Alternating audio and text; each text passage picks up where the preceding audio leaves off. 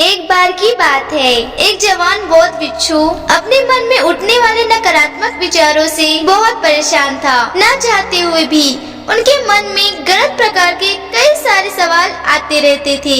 उसका स्वभाव भी काफी चिड़चिड़ा हो चुका था। वो बात बात पर गुस्सा हो जाता, दूसरों के प्रति जलन और नफरत की भावना रखता, लोगों की बुराइयां करता और अपने मन में तरह तरह की नकारात्मक कल्पनाएं करता। वह अपनी इन सब बुरी आदतों से बहुत परेशान हो चुका था। उसने बहुत सारे तरीके अपनाए, बहुत प्रयास किया अपने अंदर के पूरे विचार को छोड़ने का, लेकिन कोई भी तरीका काम नहीं कर रहा था। अंत में बहुत परेशान होकर उन्होंने अपने गुरु के पास जाने का निर्णय लिया। गुरु बहुत बुद्धिमान और आत्मज्ञानी व्यक्ति थे। जवान भिक्षु ने गुरु से पूछा, गुरुदेव, मैं अपने मन से इस नकारात्मक विचारों को कैसे खत्म कर सकता हूँ? गुरु ने उत्तर देते हुए कहा, नकारात्मक विचार बादलों की तरह होते हैं जो आसमानों को धुंधला बना देते हैं।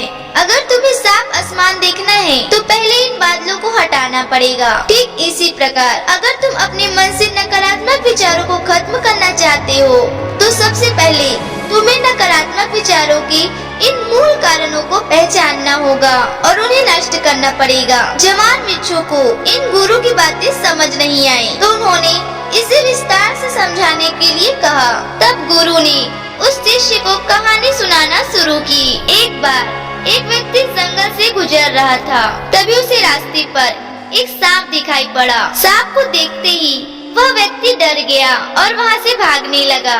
जैसे ही वो डरा, उसका पैर पत्थर से टकरा गया और वो वहीं पे गिर गया। उसने खुद को पूरी तरह घायल कर लिया था। जब वह उठा और पीछे मुड़कर देखा तो उसने देखा तो पाया कि वहाँ पे सांप नहीं बल्कि सांप की आकार की लकड़ी थी जो कि रास्ते पर पड़ी हुई थी। यह देखकर उस व्यक्ति को महसूस हुआ कि उसे नुकसान पहुंचाने का कारण वह सांप नहीं बल्कि उसके खुद के अंदर बैठा डर और नकारात्मक विचार है जिसने उसे घायल कर दिया। कहानी खत्म करते हुए उस गुरुजी ने कहा, मन के नकारात्मक विचार इस कहानी के सांप की भांति है जो तुम्हारी परेशानी का मूल कारण नहीं है बल्कि तुम्हारी समस्या का कारण तुम्हारे अंदर बैठा डर और अतीत के बुरे अंग है जो कि नकारात्मक विचार, गुस्सा और उद्देश्य के रूप में बाहर आते हैं। इसीलिए अगर तुम्हें अपने मन से नकारात्मक विचारों को खत्म करना है तो इसके मूल कारण को पहचान कर उसे नष्ट करना होगा। अब इस कहानी को